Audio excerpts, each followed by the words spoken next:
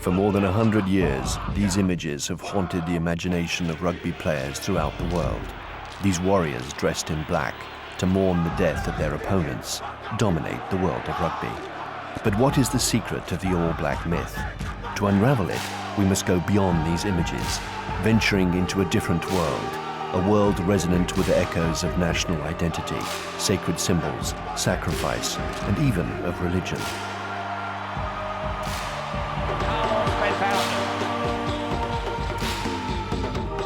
The All Blacks saga is the story of a whole nation gripped by a passion, the adventure of a people charged with a mission, in which the players are the heroes of almost mystical proportions.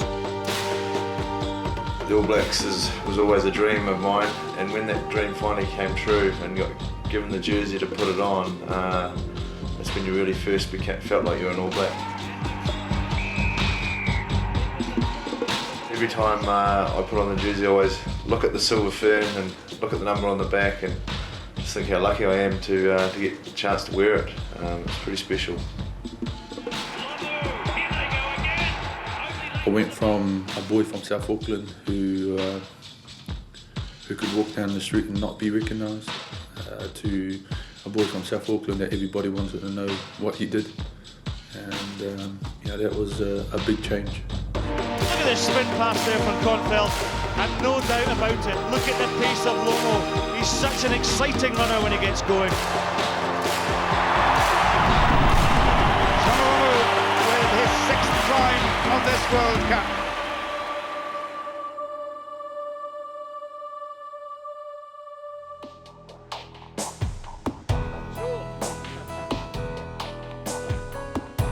Our voyage of discovery in New Zealand starts with the players of today's All Black team.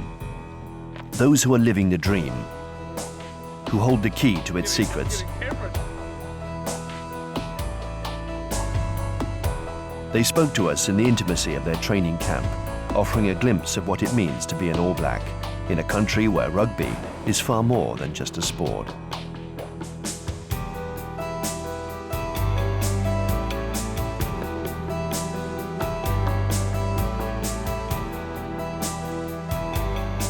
"20 years have passed since the All Blacks won the first Webb Ellis Cup. For them, the coming World Cup in France is a rendezvous with history. Every player carries on his shoulders the burden of the expectations of an entire nation. But even more, the immense duty of maintaining the myth at its peak and of confirming New Zealand's place as the greatest rugby nation in the world."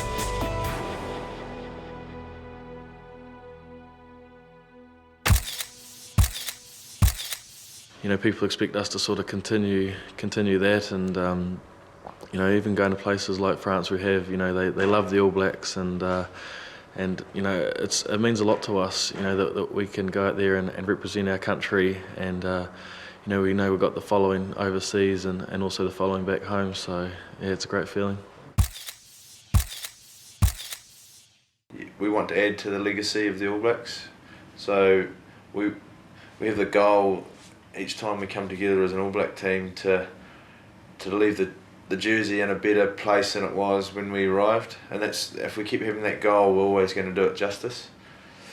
But we're only caretakers of the jersey. Someone, when we're finished, will come and carry on the same thing. It's only ours to look after and keep in the right traditions and do it right by it, and that's the way we look at it. So there's a wee bit of pressure that goes with that, because there's 100 years of history that's been a lot of blood and sweat and pain that has gone into building the All Black legacy, and we just don't want to ever let that down. And I guess you can see that as a burden, but I think the best way to see it is a huge challenge and an honour to get that chance.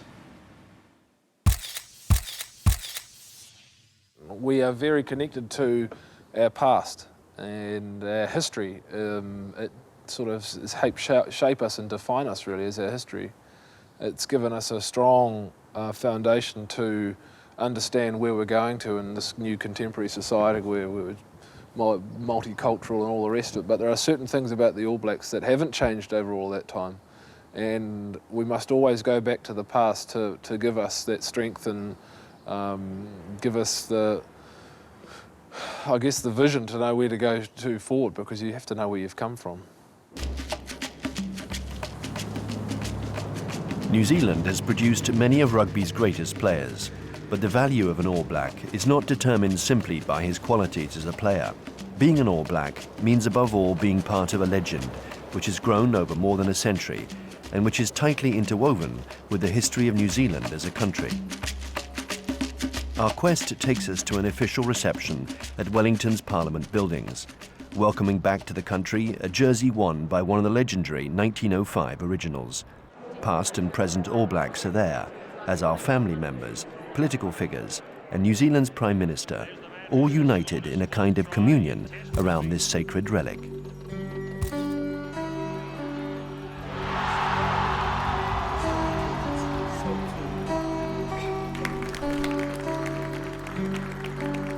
New Zealand takes tremendous pride in the All Blacks because this little country of 4 million people has produced the greatest rugby team in the world, the most recognisable name in rugby in the world, All Blacks. So the record of achievement over more than a century playing internationally has been simply phenomenal. I can't imagine New Zealand without the All Blacks. I was born in 1950. We all grew up knowing about the All Blacks, knowing who the All Blacks were, following the games. It's been an enormous part of New Zealand culture and history to have a very, very famous rugby football sports team.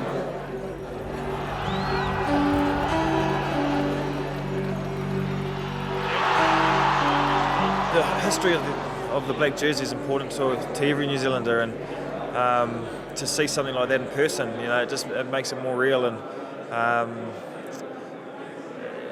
you know, to think what they did 100 years ago, travel on a boat all the way over the UK and play 36 games.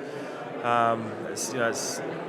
try and do that in the modern day, and it just could never happen like that. You know, and these guys were tough, and they did it the hard way, and really set the benchmark. And I suppose, you know, New Zealanders now look back and see what they did then, and it inspires us. And when we think we're getting it tough now, you just got to look and see how hard they did it, and it makes us pretty proud of what they achieved. The image of the team is something that's grown over 100 years, and you know, there's not much we can do to if you like, manipulate that. You know, it's something that we're lucky enough to enjoy, this fantastic brand that's grown up because of players that played 100 years ago and 75 years ago and 50 years ago, who have built, you know, the All Black story and the All Black legend into what it is. It's not something that we really can radically change by what we're doing today, but we can try and add to it, and that's the role of, you know, that's what each All Black team tries to do.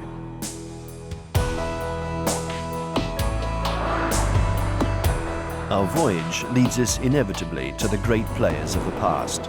Between the guardians of the All Black history and the players of today, there is more than just a common thread.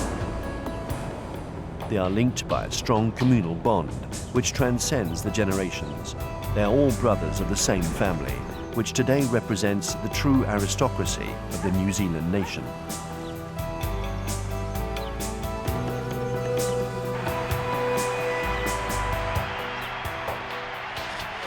We've represented our country, and once you've worn that jersey and played for the All Blacks, you're always an All Black. And we have reunions now, and we talk up our tours of what we had and what we didn't do, and all tell lies about how good we were or how bad we were, or all those sort of things, or why we lost this game or won that game. And yeah, it is a tradition, and it is something we're very proud of, and the modern player is no different to what we were. For Graham Henry, the current All Black coach, the strength of this tradition has never waned. In his eyes, this is what drives the passion of the young players of today. Oh, there's a lot of tradition and history in All Black rugby, and the players respect that and value that. They're trying to create a legacy of their own, a special part of history in the game right now, but they also respect what has happened in All Black rugby over the last 100 years. Brian Lahore, for example, is an ex-All Black captain. one of the great All Blacks, ex-All Black coach and an ex-All Black manager. So he relates this team to the past. He can pass that experience on to the current coaches, the current players, which is very important.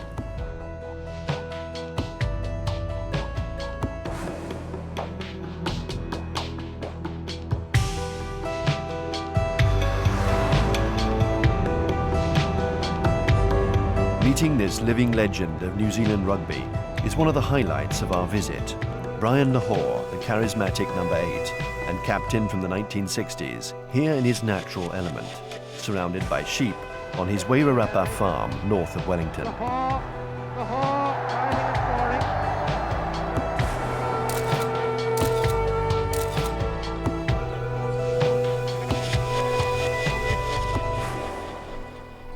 I like the people who play it.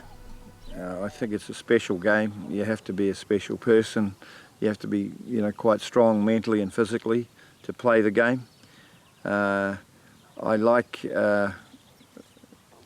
watching the game. I think it is enjoyable to watch, and I've always been involved, and I guess a lot of my friends that I have are involved in rugby, so consequently I enjoy their company as well. 35 years have passed since he last played for the All Blacks, but for him nothing has changed. The All Black passion is still there. I would be happy to play now. Everyone says, well, is the game better now? Are the players better than they were? I think if you're a great player, whenever, 30, 40, 50 years ago, if you were a very good player then, you'd be a very good player now, given the circumstances that they play under today. Oh, magnificent! A great try at the corner for the All Black captain. The voices from the past, the tradition of the game is actually recognised, and that they are kept up to date with what is going on. So it's very much an effort to try and bridge and to make sure that people are able to sit back and to enjoy what they've achieved later on in life. And Gary Wetton gets in, straight out strength. We say when you become an All Black, you've joined the most exclusive club there is in the world, and we like to put it up there in a high pedestal, and you need to live to those values and morals, if you like. And yes, we have a very close affiliation with the players of today and yesterday. All international teams have their pantheons of great players, but with the All Blacks, the myth renders them immortal. Each player has a sequential number linking him to the gallery of greats. Today there are more than 1,000 All Blacks who form the celestial chain of 1,000 heroes who live forever in the nation's memory. There is a bond that all of us have, all 1,000 of us that we have. May not have met our predecessors like Dave Gallagher, who was the very first All Black captain, but we have a strong bond, and we know what he stood for our country and as our leader, and we hold that as part of us. We still remember our heritage, but we want to add to that heritage.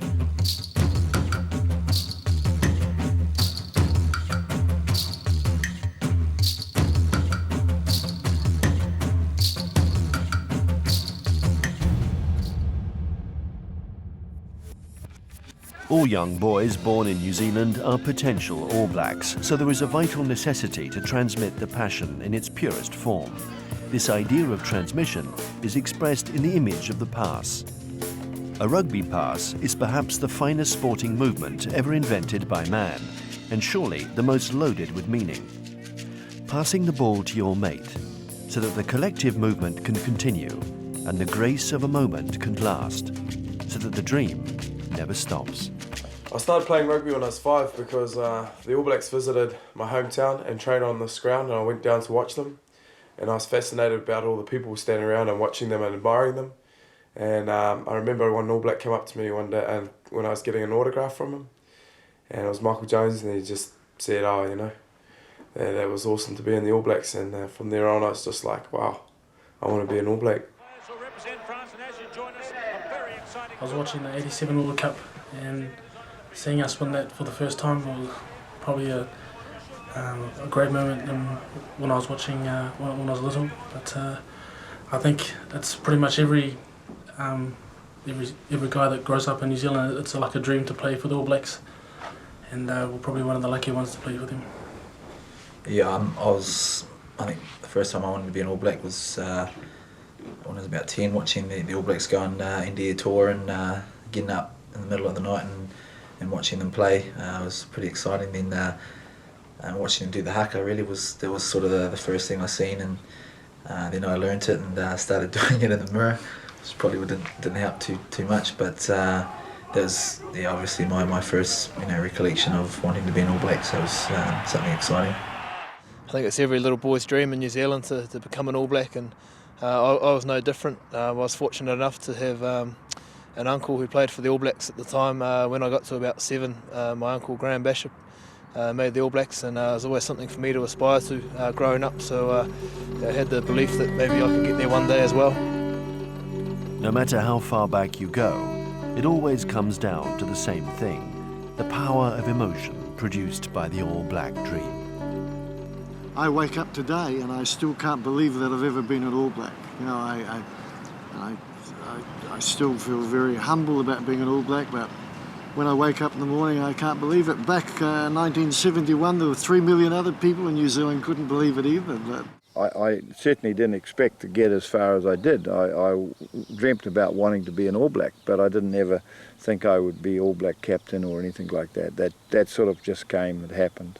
Well, the best moment you ever have is playing your first game. You know, to say you can't be called an All Black until you've played, and the best moment is first of all being selected. You don't know what to do, where to go. I was only very young, and everyone thinks you go and drink too much, but you don't. You're too nervous or too shy, and but playing for the All Blacks is the greatest thing. And then once you've played for them, you want to be a good All Black. I played my first game against the Lions. That I really felt the I suppose the pressure of being an All Black, and I remember sitting down in the changing room in Dunedin before we went out against the Lions and looking around the room, and the guy Ian Kirkpatrick, who I'd sort of watched when I was at school. Kirky was an All Black, and you're suddenly sitting in the changing room alongside someone that you've actually watched for a long time, and it's sort of a bit hard to believe you're actually there, and just fantastic to be there, but also just a huge feeling that you just want to get out there and be the best you can be and make sure that you do the job for the team and for the jersey. Rugby is New Zealand's national sport. It dominates the whole of the country. But it's far more than that. Rugby is present in all the schools, at all levels, and it still plays a significant role in the country's education system. It generates a state of mind, which is present throughout the land, an overall system of values which permanently surrounds the youth of the country.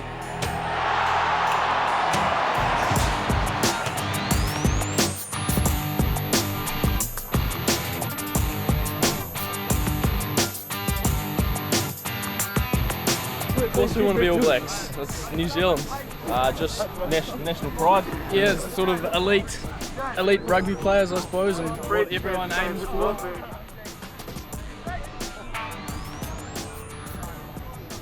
With Dan Carter and Aaron Moja, we visit Christchurch Boys High School, their old school, and one of the great nurseries of All Black talent throughout the years.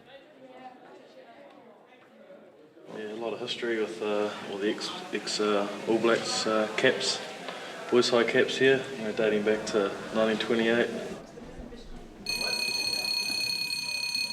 A flashback to their childhood, when they were beginning to make their mark in rugby, when they started to dream the All Black dream. When I was 6 years old, that's when I started playing rugby out in the country, about 30 minutes south of Christchurch. My dad was a pretty staunch rugby fan, and he was sort of pushing me along, trying to get me into playing rugby as early as I can. And I think that's about the time that Mum sort of let me get in there and play as well. So yeah, that's probably my earliest memory. I started playing. I was about 4 or 5 when I started playing. I had a couple of older brothers, and just go and watch them and decided to get into it and tag along. And play with the big boys and got knocked around the first couple of years, but it's probably there where I sort of learnt to play with a bit of instinct in that. You know, I think my childhood days playing rugby with my friends, just passing the ball around, having fun, kicking the ball around. You know, I think that's where I built most of my skill base that I use today. If you want to become the best, then you really have to put in a lot of work. Outside the training pitch. You know, those extra sessions by yourself. Just keep working at your game, and just so you can perfect every skill. And even when you do that, you just keep working at it, so you can take it to the next level and become the best. I knew it was always going to be hard, but it was always a goal of mine to make it one day. But I knew the reality that not everybody could make it, and I was fortunate enough to get an opportunity to play for Canterbury when I left school, and from there things just progressed, and it happened pretty quick. I was in the All Blacks about 3 years after I left school, so for me it happened pretty fast. One day I will be an All Black. It is the credo of each one of these children of New Zealand, and all their hopes which culminate in the unique moment when they finally become an All Black, and when for the first time they experience the harsh realities of international rugby. For players, there are memories which never fade.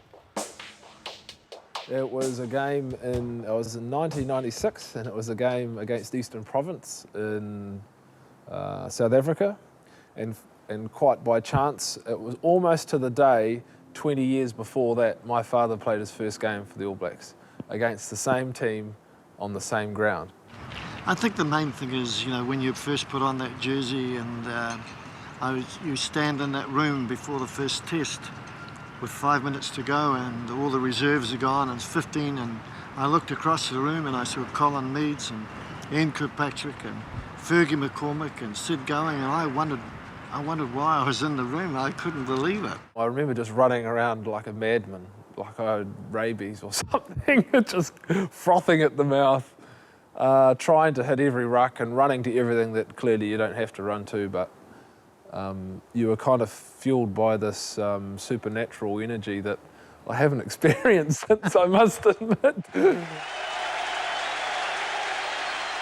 I was 20 years old, and I think I lasted 29 minutes. I fell on the cricket pitch against Argentina and broke my shoulder in the first half. That was on my first game, which was a bit unlucky.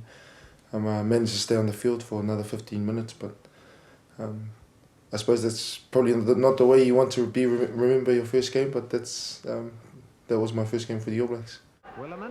The first games are always the moment of truth. They are often a harsh and cruel discovery in which the dream is submitted to the primary virtue of the All Blacks, humility. One of the toughest games I've played, it was for the All Blacks, I think it was about my 5th test, and we played against South Africa here in New Zealand. And the guy I marked was Corné Krieger, who was the captain of the Springboks at the time. But he's an incredibly tough character, and he never ever gave you an inch. He was physical. He really made sure you're there. And I came off the field. I felt during the game wondering what I was doing out there. I just couldn't get into my game. I couldn't play very well, and I was getting bashed as well at the same time. In a legal way, but I was just getting physically dominated, and it was the first time I realised what it was all about, playing international rugby, I guess. Many possible paths lead to the fulfilment of the All Black dream, whether you come from a small village in the cold of South Island or the mean streets of South Auckland, whether you were born into the game or you started late. Making it into the All Blacks is always an encounter with destiny. I grew up in a small rural New Zealand. Not big cities. I grew up in a small place, so rugby's still very much a way of life in small communities. On Saturday mornings, the parents go and watch their children play, and in the afternoon they play, and there's a big social gathering in the evening. It's very much intertwined around community life, and that was my introduction to rugby as a young boy. It's quite different, I think, in cities. I was sent to boarding school, and that's where I was introduced to rugby very late. was 14, so I started rugby late, and it was more to keep me out of trouble. I lost a lot of cousins and relatives that I had that are close to me there through gang fights where I grew up. When you have your loved ones hurt and you lose them and they die quite young. One of them at the time was only 12, and I also had a relative who had his head cut off. So that gives you an idea of what sort of trouble.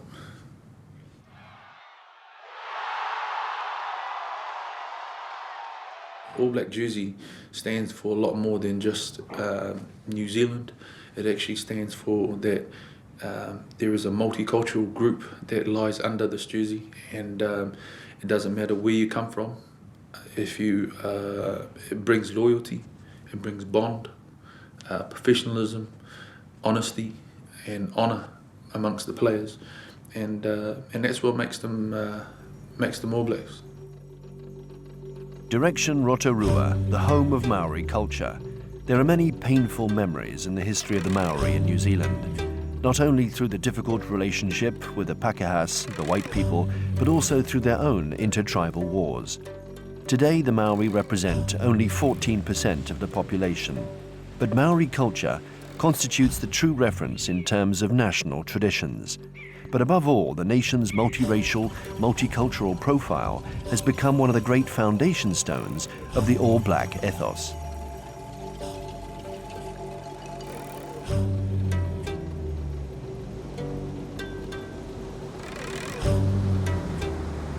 The first team to go overseas from New Zealand in 1888 was a Maori team.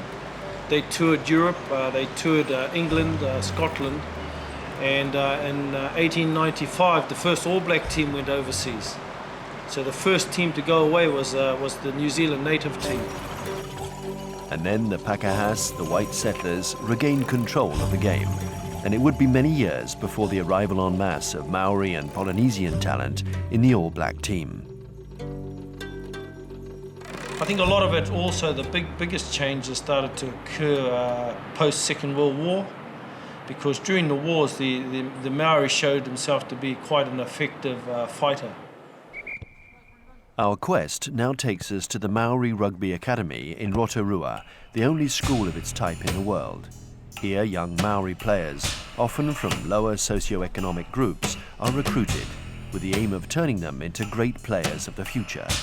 Here, in a school such as this, it is easy to see how rugby corresponds to the culture and the innate qualities of Maori men.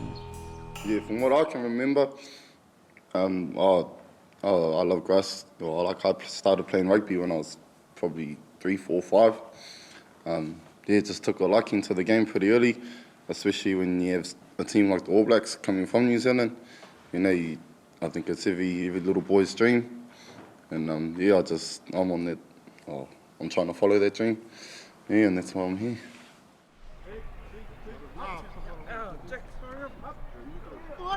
I think we tend to have a natural sort of understanding of the game, and we do a lot of things on the field by instinct, things that come naturally to us where others may have to work at honing those skills.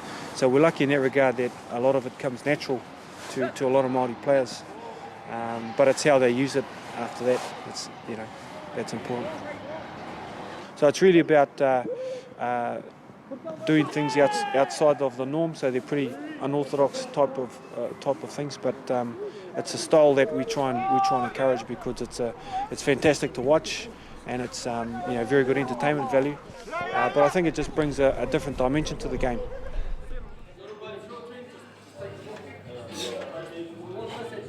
It is hard, but I think if you put the work in yourself, it'll make things a lot easier for you. It's like,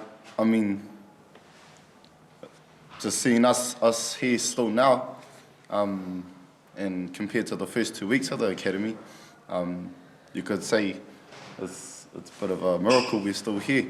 But I think just from those first 2 weeks, it matured us, And yeah.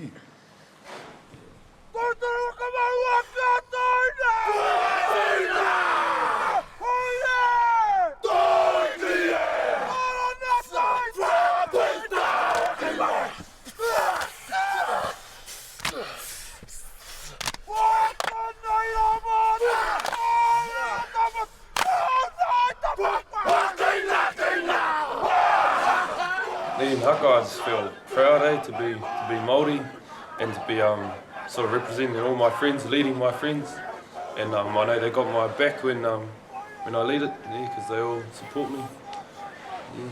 So I enjoy it thoroughly.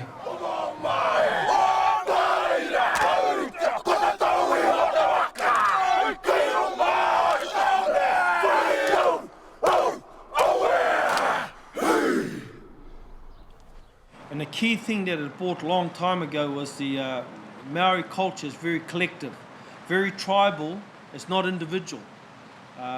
Very few Maori a long time ago played golf, very individual. They always love the team sport. They're very much a team player as opposed to an individual player. So they can give away their individual thing for the benefit of the collective. And that's how it is in the Maori tribe. In the tribal, it's the collective is the most important. The unity of the tribe is the most important. So when you go into the rugby environment, into the team environment, we're already used to that. The Maori culture in New Zealand, I suppose, percentage of people, more Maoris play rugby than any, they all play it because it suits their temperament, suits their lifestyle and suits their upbringing and all that sort of thing. So Maori rugby has a big part of New Zealand. I think it's probably the strength of our team, just because we have so many different ethnics playing for our team. It probably makes us a lot stronger because all the different cultures bring different strengths to our game. Especially the Polynesian boys bring a lot of flair to our team, and I know the boys born here in New Zealand as well are just very hard workers, so I think it makes a good sort of combination for our team. The greatest strength of this team is that diversity, but it also is our greatest weakness. If we don't work on strengthening the interconnections of our different races, of our different cultures, if we don't work on rejoicing and enhancing those differences and saying that it's okay to be different, in fact, that we want you to be different, bring all that to the pot and let's make all that really strong.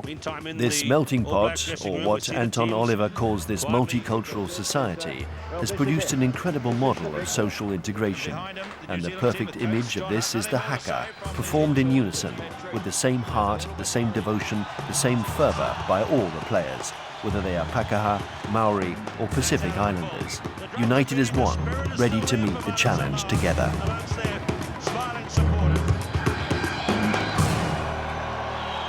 But yeah, the haka is it's an internal thing. It's your whole body giving a message, a very clear message. It's the passion coming through, but you've also got to be grounded. In other words, your feet must be on the ground. You mustn't lose control of yourself.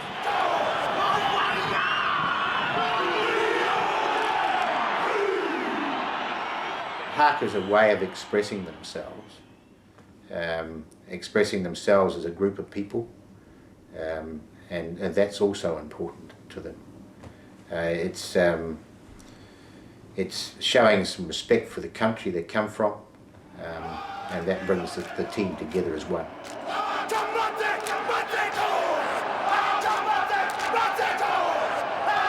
Yeah, I lived in England and got brought up in England most of my life, so I suppose I missed out on that side of things. So coming back here when I was 13, I sort of started to pick it all up again and learn about it all, and really love doing the haka. Learned the history about the haka and what it actually means, and why we're actually doing it. That we're not actually going out there to intimidate, but we're actually doing it for ourselves. We're not doing it to make the opposition angry, but it has done, obviously, but we're actually doing it for ourselves and just to know the history of New Zealand, and that haka is part of New Zealand. The haka is more of something that unites us as a team and brings us together. Like other teams sing their national anthem together. We do the haka, and that's what's special for us, and it brings us together, and I think it brings New Zealand together, and it's something that we can hopefully carry on doing properly and with good faith for the culture.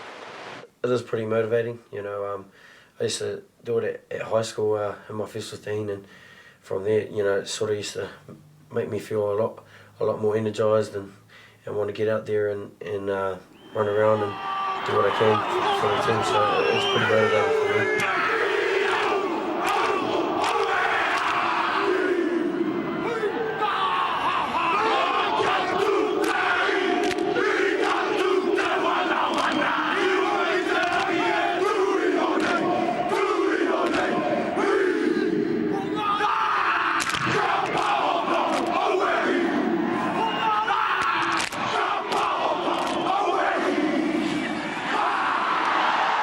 So as soon as the haka is finished, you're ready to play rugby. As soon as the haka is finished, the warrior's ready to go to war. Because if you're not grounded, you're going to get taken out. So you must be clear in your mind about what you're doing. One moment you're doing the haka, but next moment you're very clear thinking. For all the players who take the field, the match has the same meaning. Defend the black jersey and the silver fern embroidered on their hearts, the symbols of a nation, almost objects of worship. A jersey without colour, as black as the night. But it is only at night that the stars come out. Now on the Australian 25. For every All Black, past or present, there is one moment when their life stood still. The moment when they pull on the mythical tunic for the first time. The first jersey is like a freeze frame, and the rest of his life is an unending return to the source. Just over 1,000 players in 100-odd years, and that is part of it. You ask any player, most of the majority, all the players will have kept their very first jersey, and if they get to the milestones of 50th or 100 or so forth, they keep those, and that's the one thing that you hand over. When I got my first Test jersey that I was going to start in, it was a real special feeling for me. I held on to that, and something that'll stick in, the back of my mind for the rest of my life. It's a very important part of my life. It was a big day. I remember getting the jersey handed to me. You had to go to the manager's room to get your jersey, your team jersey, and it was the happiest day of my life. Every time I put it on, I'm pretty proud to and patriotic New Zealander and passionate towards the cause of representing the country. And putting on the black jersey and the silver fern, it really means a lot to us. Especially with the silver fern on our chest. So it's a pretty big thing for us. And I took it away to my room and I put it on and had a look in the mirror. It's kind of a bizarre feeling looking at yourself for the first time with the All Black jersey on. It's special, and you feel like you grow again another couple of inches, and we go out there and it never changes the feeling. I think it's very similar to everybody, even today. When the player gets his the All Black jersey and he puts it on, it's a special feeling, I think, and one that it's very easy to remember. The essential power of the jersey is its ability to transcend whoever is wearing it, propelling them to the heights of the All Black ideal. When an All Black puts on the jersey, he drapes himself for all time in the values of his nation. Your duties as an All Black do not finish just by playing. Your duty finishes on the field. It carries on off the field by the way you represent yourself and the way you treat others, and also the way you respect your elders and the people who have gone before you. People look up to you. All the children in New Zealand idolise you, and you've got a responsibility as an All Black to be a decent citizen. I think it's a way of life. You can take what you learn from being an All Black into the rest of your life, because you have a lot of rugby, a lot of life to live after playing rugby, and you can be a better person. Hopefully I'm like that. I guess rugby has helped to shape the character of the people. The fact that New Zealand's a raw, was a raw New Zealand country, and that people took to the game of rugby, and eventually were able to go back and to beat people that had basically been responsible for New Zealand being formed, went back and beat the English and beat the Scots and the Irish, which was where their forebearers came from. I think it gave them a lot of challenge, a lot of pride in being able to do that. The All Blacks do express a lot of qualities about New Zealand, particularly their unassuming character. New Zealanders tend to be quite modest, they're not braggers, they're humble in victory, they're gracious in defeat, and the All Blacks sum up those characteristics. Values for the All Blacks are not just words, and there is no better proof of this than the story of Keith Murdoch. Involved in a fight in the hotel where the team was staying during a tour in Wales in 1972, Keith Murdoch was sent home to New Zealand. Peter Bush, who photographed the All Blacks for over half a century, remembers the incident with the same emotion as the day it happened. Really, he was expelled from Britain, which is being like deported, you could say, like a refugee status. But anyhow, he went from Birmingham down to Euston Station, where I was in London, and I took this photograph of Murdoch walking along the station, being escorted to a taxi, and later that night he went out on a Qantas plane bound for Australia, and then he was going to fly from Australia to New Zealand. Well, when the plane got to Darwin in Northern Australia, he got off the plane and he disappeared. I hope before I finish my rugby career, I want to go and sit with him and interview him, myself, Murdoch and I. And in 45 years, Murdoch has never returned home, convinced that he betrayed the All Blacks ideal.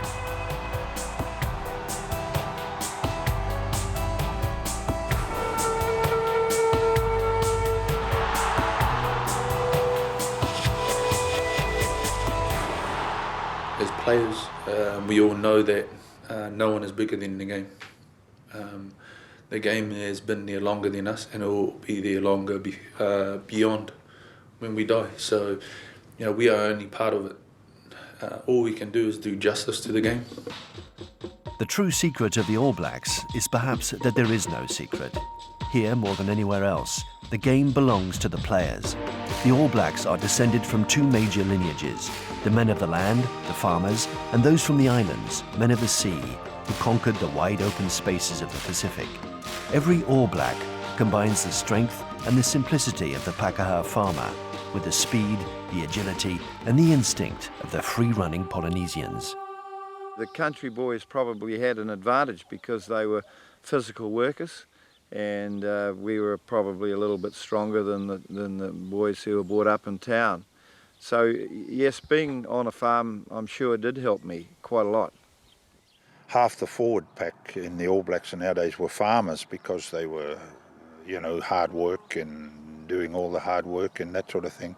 Not any farmers in the All Blacks now, they're just rugby players, but in our days, a big percentage of the forwards were farmers. And so it was an occupation that went well with rugby, I guess running around on the farm when I was young, I was probably fit and got to throw the ball around, kick the ball around whenever I wanted, which was, I guess, an advantage. The French used to love to run the ball. The Argentinians loved to run the ball. The Maori always ran the ball. They throw the ball around. So now you look at the Super 12, the Super 14, and you see a lot of running with the ball. That's what they bring to the game. They love the flair, they love the passion, they love to run with the ball. The New Zealanders have an innate passion for attacking rugby, both a natural inclination and a state of mind. And this passion for attacking rugby is the spark which drives the team to produce a game of perpetual movement, which has been the All Black trademark for over 100 years. We try and attack, and whether we have the ball or not, we're always trying to attack and put pressure on our opposition. Clearly there are risks, but it's about getting over that level of anxiety, and that's where you either go out and win the World Cup or you don't. We like to play an open style of footy where we're throwing the ball around and having a good time and scoring tries. Attack for us has been really mentally ruthless and trying to be accurate and control the game. Attack doesn't mean helter-skelter, you know. It's being calculating and not giving up. We want to use the whole width of the field, and to do that you have to have players that can pass. All 15 have to be able to do it. So that's just the way that we enjoy the game. And as I said earlier, every young player in New Zealand wants to be a Dan Carter or a Joe Rokithoka. They don't want to be a Chris Jack or a Tony Woodcock. So that's just how we are, and I mean, I don't think that'll ever change. The intoxicating thrill of running rugby is shared by the whole country. The All Black game, when it reaches, as it does today, its finest expression, inflames the nation of supporters, and rugby becomes a reason to exist, giving New Zealand a place of honour on the world stage.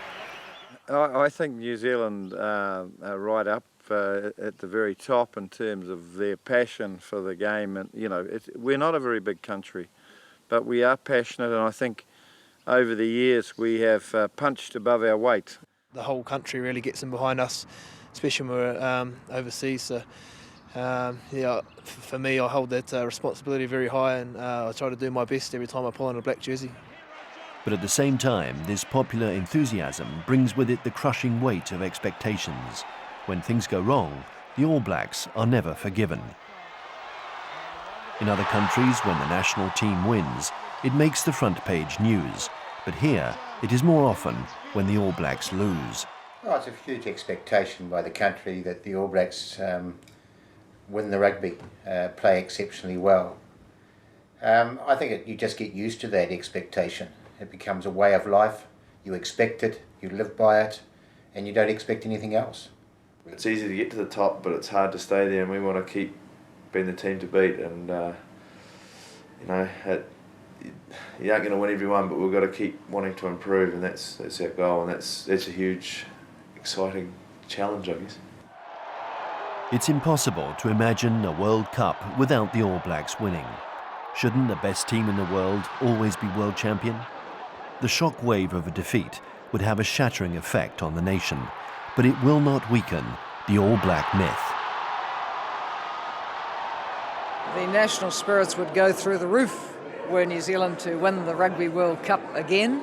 If we play to our best, I think we're the best team in the world. If we hit our straps and play to our potential at the right time.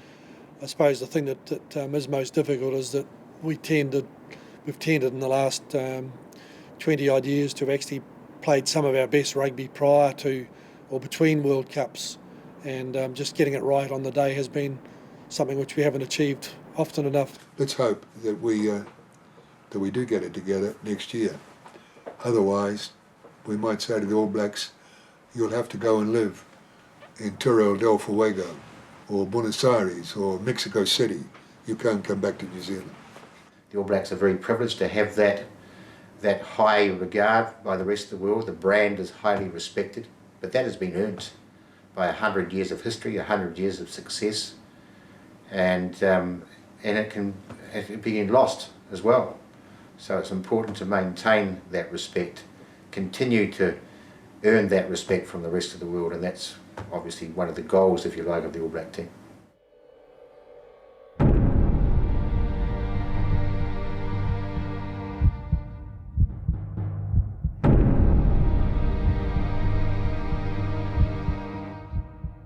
As we reach the end of our voyage, we also reach the heart of the myth and the reason why it will continue. Here in the obscurity of a changing room, young players who are not well known yet, but already have their hearts set on the black jersey, a dream projected into the future of one day becoming an All Black.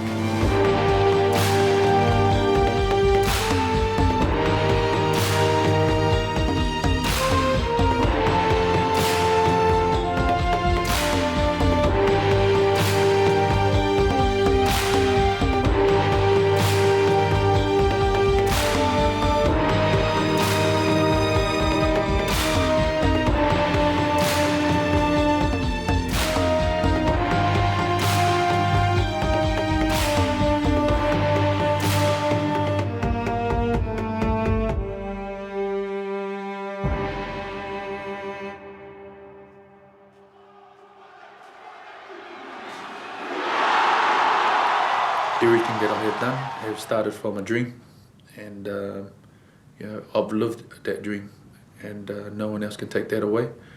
And it's you know, most probably in the near future, you'll see someone who will start a dream, and you'll start a different chapter and a different legacy for the All Blacks.